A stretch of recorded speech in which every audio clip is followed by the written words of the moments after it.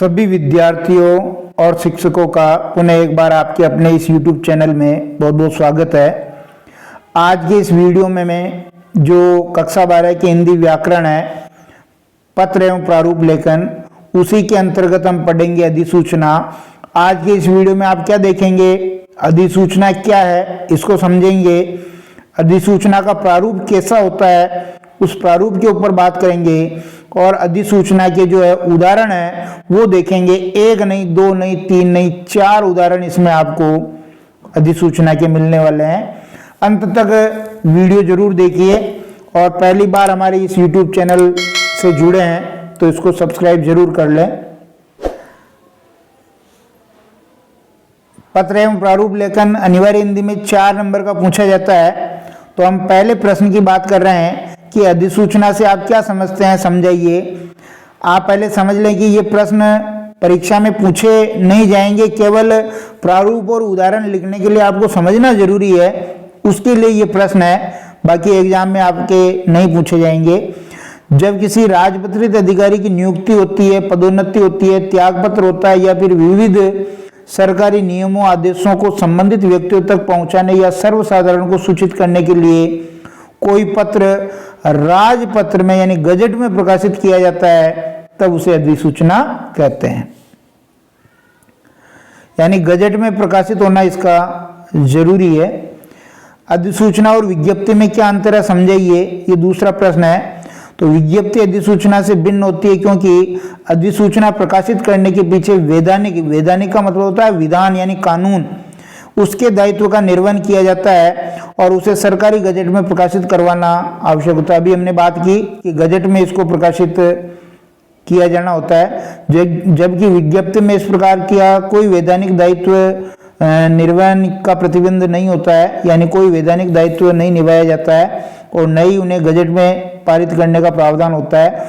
विज्ञप्ति समाचार पत्रों में या अखबारों में प्रकाशित होती है ताकि उसकी जानकारी आम जनता तक पहुंच सके। तो मुख्य अंतर ये हो गया कि विज्ञप्ति अखबार में प्रकाशित होती है आम जनता तक, अधिसूचना भले ही अखबार में प्रकाशित हो लेकिन गजट नोटिफिकेशन निकलना इसका जरूरी होता है, यानी गजट में इसको जरूर प्रकाशित होना होता है। तीसरा प्रश्न देखिए कि अधिसूचना कहाँ प्रकाशित होती है, तो अधिसूचना राजपत्र यानी गजट में प्रकाशित होती है, ये ऊपर हमने बात कर ली। और चौथा प्रश्न हम प्रारूप बनाना सीखेंगे।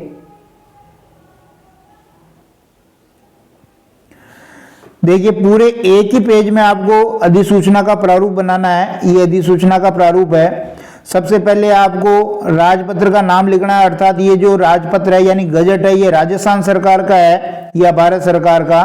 अगर राजस्थान सरकार का है तो ऊपर राजस्थान सरकार लिखें, भारत सरकार का तो भारत सरकार लिखें। और भारत या राजस्थान सरकार के मंत्रालय का नाम जरूर यहाँ लिखना होता है कि कौन सा मंत्रालय है वो। और फिर यहाँ पर आपको लिखना पड़ता है अधिसूचना। फिर आगे देखिए,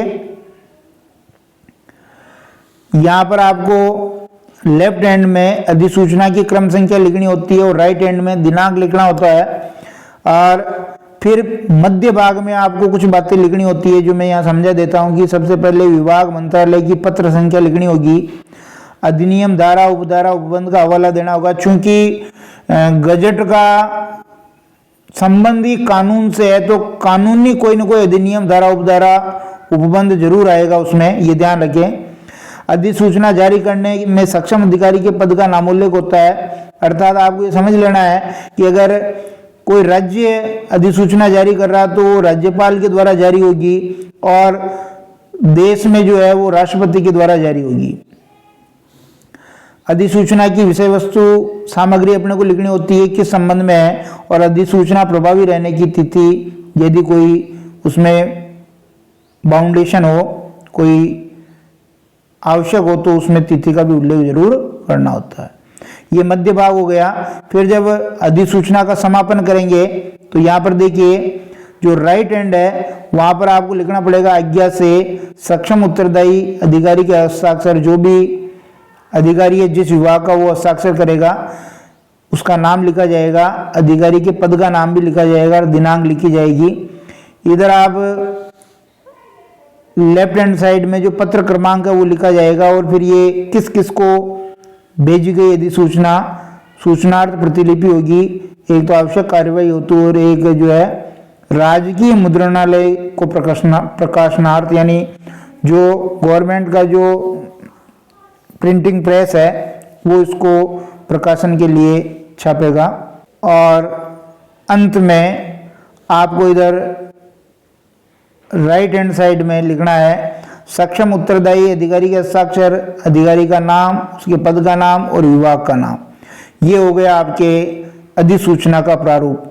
अब कुछ उदाहरण से इसको समझ लेते हैं। पहला प्रश्न है आपके पास कि उप शासन सचिव उद्योग विभाग जयपुर की ओर से हैंडलूम कारखाने खोलने के संबंध में एक अधिसूचना जारी कीजिए। तो राजस्थान सरकार के द्वारा ये गजट नोटिफिकेशन जारी किया जाएगा। तो ध्यान दीजिए, ऊपर ही ऊपर राजस्थान सरकार लिखेंगे, कौन सा विभाग ये कर रहा है, उद्योग विभाग जयपुर, और अधिसूचना यह जारी कर रहा है। इधर आप देखिए जो लेफ्ट हैंड साइड है वहां क्रमांक आ जाएगा, यानी उद्योग विभाग, UV का मतलब उद्योग विभाग 2021-22 और 105, और इधर आपकी दिनांक आ जाएगी 15 अक्टूबर 2021, दिनांक कोई भी हो सकती है। फिर आगे देखिए ये मध्य भाग आ गया है। मध्य भाग में आपको लिखना है कि राजस्थान सरकार केंद्रीय अधिनियम 1956 की धारा 26 की उपधारा 2 के अंतर्गत प्रदत्त शक्तियों का उपयोग करते हुए राजस्थान हैंडलूम के कुछ कारखाने खोलना चाहती है। मतलब ये अधिकार दिया हुआ है, उसी के तहत ये कारखाने खोलना चाहती है।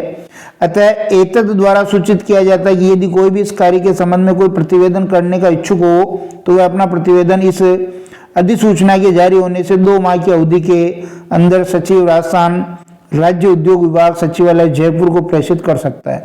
अर्थात कोई भी व्यक्ति अगर ये खोलना चाहे तो उसमें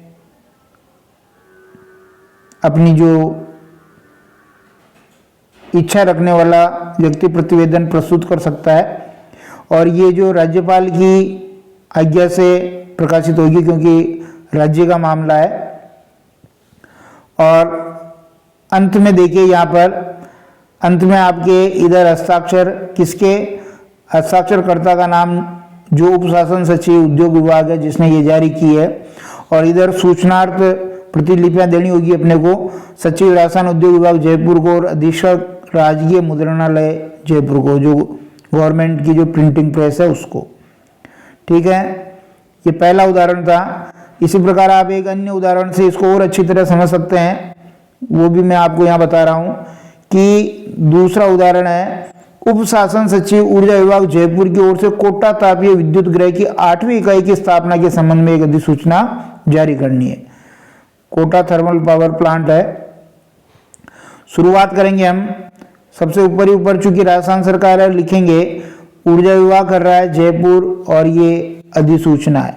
ठीक है, इसके बाद देखिए इधर लेफ्ट हैंड साइड में ऊर्जा विभाग 2021-22 101 और राइट हैंड साइड में जयपुर दिनांक 14 अप्रैल 2021 को ये जारी की गई है। फिर मध्य भाग में आप क्या लिखेंगे, थोड़ा समझना जरूरी है। राजस्थान सरकार केंद्रीय अधिनियम 1948 की धारा 29 की उपधारा 2 के अंतर्गत प्रदत्त शक्तियों का उपयोग करते हुए कोटा तापीय विद्युत गृह कोटा में 8वीं इकाई स्थापित करना चाहती है।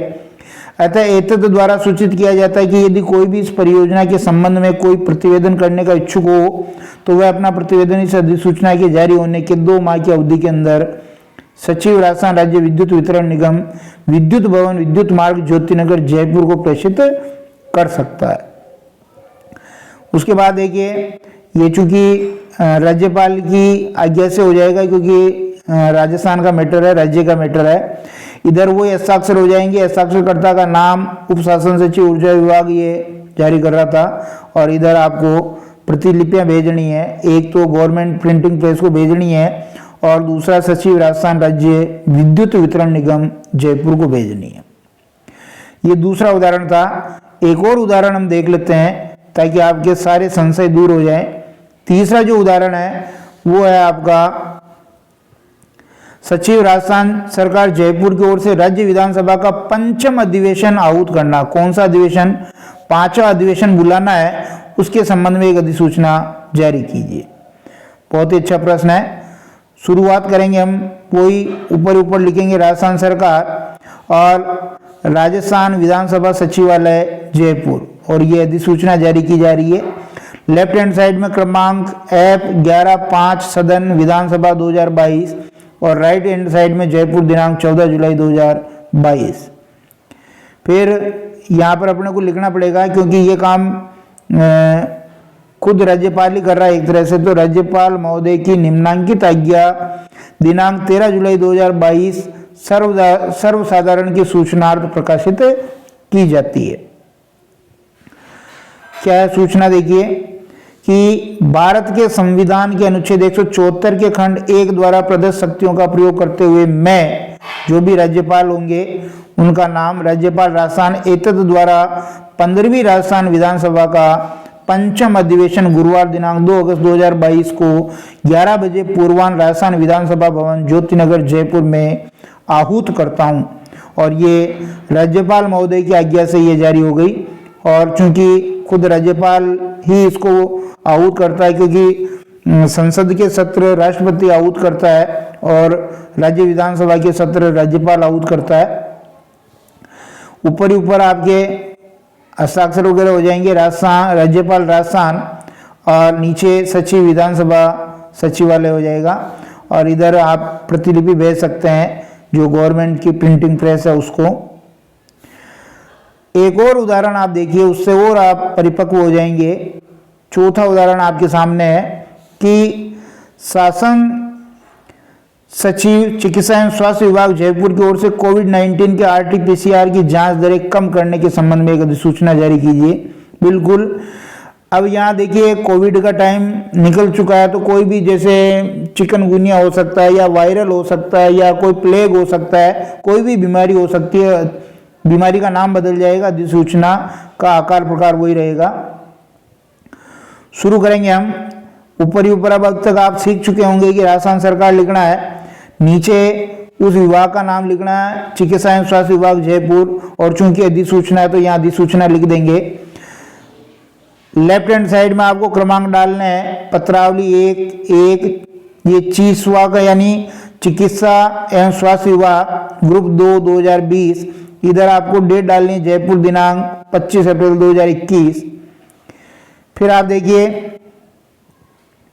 कैसे लिखेंगे कि विभाग की समसंख्यक अधिसूचना दिनांक 20/5/2020 की निरंतरता में विभाग की समसंख्यक अधिसूचना दिनांक 22 जनवरी 2021 के द्वारा निजी जांच प्रयोगशालाओं में कोविड-19 की RT-PCR जांच की अधिकतम दर 500 रुपये प्रति जांच निर्धारित की गई थी। यानी हवाला देना है कि आपको दरें निर्धारित करनी, तो आपने पहले 500 रुपये निर्धारित कर रखी थी और किस अधिसूचना के तहत कर रखी थी वो जरूर लिखना है। लेकिन अब RT-PCR टेस्टिंग किट की सहज उपलब्धता और आमजन को सहज जांच उपलब्ध करवाने के लिए राजस्थान महामारी अधिनियम 2020 की धारा 4 के अंतर्गत प्रदत्त शक्तियों का उपयोग करते हुए अब निजी जांच प्रयोगशालाओं में कोविड-19 के RT-PCR जांच की अधिकतम दर 300 रुपये प्रति जांच निर्धारित की जाती है। 500 की बजाय कितनी हो गई? 300। फिर आगे देखिए, कोविड-19 के RT-PCR जांच की उक्त निर्धारित दर तत्काल प्रभाव से लागू होगी। ये राज्यपाल महोदय की आज्ञा से अधिसूचना जारी हो गई।